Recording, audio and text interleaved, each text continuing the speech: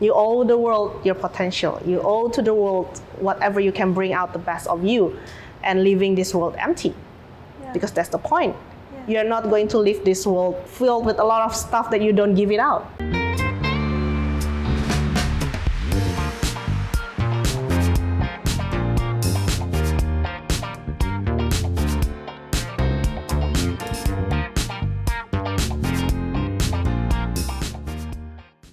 Please subscribe and turn on your notifications to stay tuned to the latest updates at the Powder Room Talk. And so, ladies, what will be, if you can give one advice for people to take action in accepting or overcoming failure, what would it be?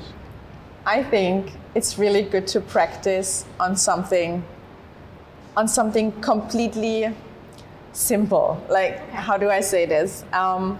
Last year, I started gardening, and if I fail gardening, there will still be food on the table. You know, like I do it like a hobby. I have only a limited space on my balcony, and all I do is just trial and error. Of course, I will research for each plant that I try to plant from seed. How is the best way to do that? What soil do I need? What are the common mistakes, right? So I'm like aware, like there are mistakes, and I try to avoid them. But there's so many things that I cannot control, so I'll have to just trial and error, right? Yeah. And so this is a way for me to practice making mistakes in an environment where I will feel, you know, maybe a little bit sad when it doesn't work, or I will be like a little bit disappointed, but it's not something that will like ruin me or like will give me shame. It's not something that's important, like vital for my life, but it teaches me to be patient with myself, to not give up, to, you know, like to let go and not try to be perfect and have to get it right every time. It's a safe space. Yeah, it's my little advice, actually. What about you, Judith? I think from my point of view, number one is we have to put ourselves in helicopter view. Okay. Because I agree what you said, that feelings are just temporary, but we have to be able to see things the way it is, and the only thing is to put ourselves in a different perspective, and not inside it, but outside of it. And the second one is to keep questioning. Where did I go wrong? Where did the situations go wrong? How can I make this better? What should I learn from it? What should people learn from it? And then the third and the last one is, I think we have to find the balance, because sometimes we get lost in shame or in guilt or in, I don't know what it is. But in order for us to move forward, I think we have to be able to find our balance, forgive ourselves, forgive others, and keep trying, I think. So when I put on my coach hat on, when I do confidence or image coaching for someone, so inside the head, my own mind is I envision that journey that person's gonna go on is becoming your own best masterpiece.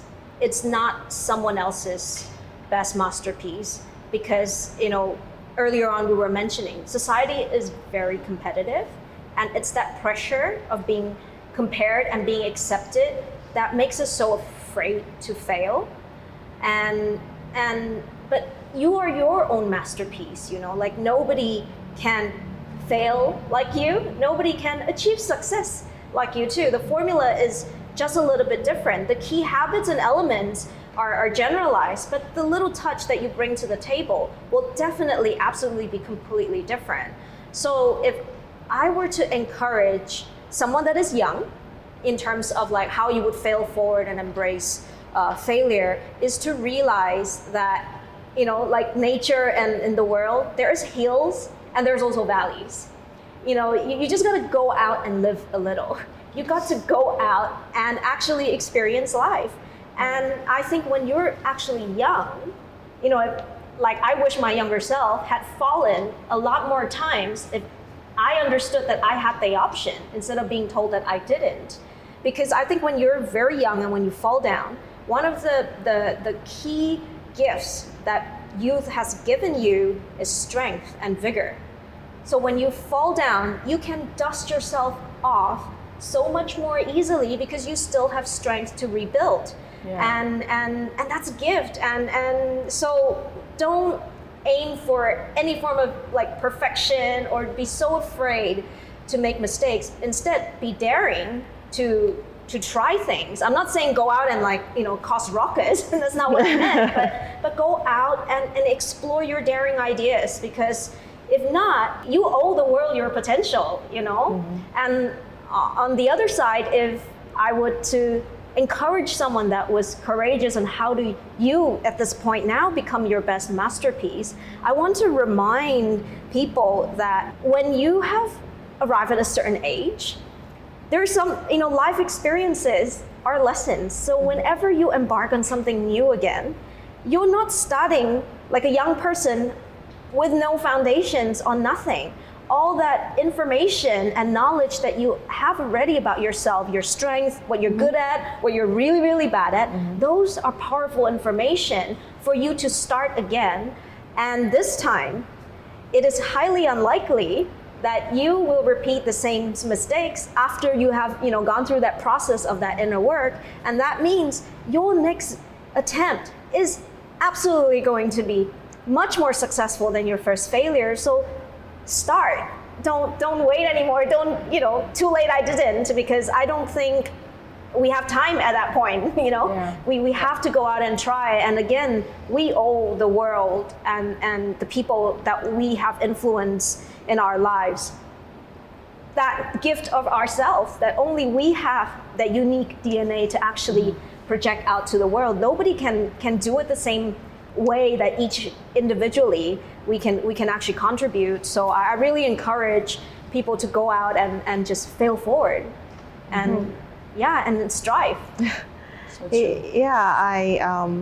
Because the failing forward is also a title of a book from John Maxwell, right? And besides, he talks a lot about leadership, and he said that when you take action actually reduces fear and increases courage. Because once you make that step, it reduces the fear of failure, because at least you have met that step. So you need to keep making an action rather than just sit back and do nothing. And he also said that fail often and fail early. Fail often and fail early. Because the earlier you learn about failure in your childhood, in your kids, right, in your teenage years, you learn that not all failures are a mistake and not all failures are your identity. I think it's really good for them to learn that failure is okay, failure is a teacher. But again, for me, it's also having a clear goals in your life. It helps. Because when you know what is your goals in your life, you always wanted to achieve that goals. And you will do whatever it takes to achieve that goals. No matter how many failures that you've had in your past life or how many failures that you are going to have in the future, once you set your mind on that clear goals, you will take that as a lessons. You will not stop. It will not stop you because you just want to achieve that point. You just want to achieve the destinations. So when you know your destination, no matter how many failures that you have, you will still keep going. Like you mentioned, at the end, we just have to keep going and not let failures to hold us back, because you owe the world. You owe the world your potential. You owe to the world whatever you can bring out the best of you, and leaving this world empty. Because that's the point. You're not going to leave this world filled with a lot of stuff that you don't give it out. But I want to leave this world empty because I have emptied out whatever that is in my life to the world. And I will not let failures to hold me back, because that is what it is. So just have a clear goals and how you're going to achieve that. I agree with you. It's important to have goals, and so we have focus and keep going forward. But there was a point in my life where I had already achieved my goal, and I was 26, and I had achieved everything that I wanted, that I thought valuable, and I reached that point. It wasn't so good. It was everything I ever wanted, and people congratulated me for making such good life choices because I had probably everything that everyone else also wanted. But I couldn't feel anything. I just couldn't feel anything. But you know, those goals that I had were being married, having a child or having children, having a good husband, handsome, having a house, having a car, having a wardrobe full of beautiful clothes. And I had all that, and I could go shopping not thinking about how much money I spend. That's great too, right? Yeah. Or I had a business with my friends, like wasn't too big, but it wasn't a business, So I was living the life in a way. Oh, we were traveling so much everywhere. Like my life looked amazing on pictures, and it was amazing, but I couldn't feel that, right? So I realized all these goals, or that goal that I had, it was all about myself. It was all things that were just for me. And it took me years to actually find a higher calling, right? And to know, oh, there is actually more to life than this. But when I was 26 and I came to the point where I had everything that I thought I ever wanted, it was horrible. It was so empty. It was so, now what? Like when you're 26 and you achieve the things that you hold valuable, then what, right? And so if you have achieved that, or if you feel like you've achieved a lot of things, and you're meant to feel like, yeah, that's it, and you don't feel that, maybe there's more. And I believe that more, or that ultimate goal, that maybe you can put yourself next, is actually your true calling in life. And that is outside of my own. It's outside of what I want. It's not selfish anymore. It is actually now about others. And I know my calling is about others. Like, it's not about achieving what I want, because I already have everything I want. The thing I want to achieve now further is for other people. But it's so blurry sometimes. Yeah. It is so blurry in moments where I cannot feel love for other people because I don't feel love myself, or where I don't love myself. And then there's moments where I feel loved and I feel so full, and the picture becomes really clear. And I'm like, that's my goal, I'm gonna go for it. But it's much harder if it's, for me personally, if that goal is outside of myself, because it's so connected to, am I being loved? Yeah. Do I feel loved, right? So can we say that sometimes the best way is also to love yourself? Yeah, I bet. I mean, to, like you mentioned, internalize and to love yourself in a way. And be kind to yourself. That growth is a process. It may not be linear, but sometimes, like what you said, it sometimes hills and valleys. Yeah, and I think maybe that love, I mean, it almost sounds, oh, is this off topic? No, it's not. It's actually on topic, because you need that actually power your failures or your attempts, because you need that confidence. When you have that confidence, you dare to have courage to go out and try, because now you realize that the little steps of, falling so you learn something has got nothing to do with you being a failure, but instead it's actually the opposite. If we don't try, we may actually end up feeling like a real failure at the end of the day, because we have maybe a tall list of micro regrets now, and now you're like, wow, I'm a person that's gonna die, or with regrets because of all these things that I never had the courage to try, because I was so afraid to fail. Yeah. It's like the book I just read is Tuesdays with Morrie. Oh, I love. Remember the book? I love that book. Years ago. Yeah, I've read that 2 or 3 times. Exactly. He told in the book that the biggest regret in your life is when you're in your deathbed and then you realize there's so many things that you should have done.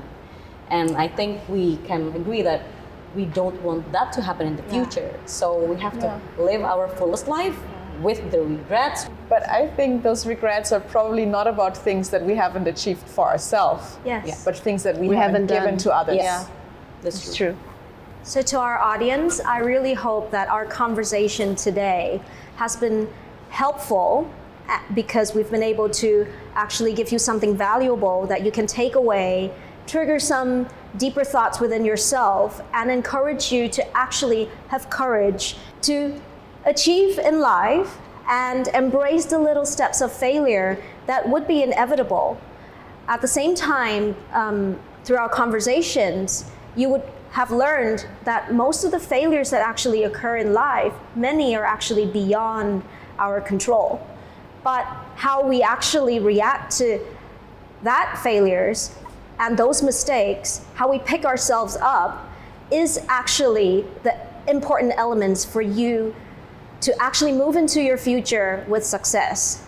So we really hope that you will not quit and that you will always continually dare to try and dare to fail forward. We send you a lot of love and light as always. Thank you so much for watching. And please leave us some comments in the comments below, in the comment section, about what you thought about what we're talking about, what's in your heart about this. And if you have any friends that you feel could benefit from watching this, just forward it to them. Please also subscribe to our channel. It would mean a lot to us. And you can also follow us on Instagram and on Facebook. Thank you, Judith, so much that you were with us on the show today. Thank you so much for having me. Yes. So good to be here. Yes, thank you so much. So to our audience, well, till next time at the Powder Room, goodbye. Bye-bye. Bye.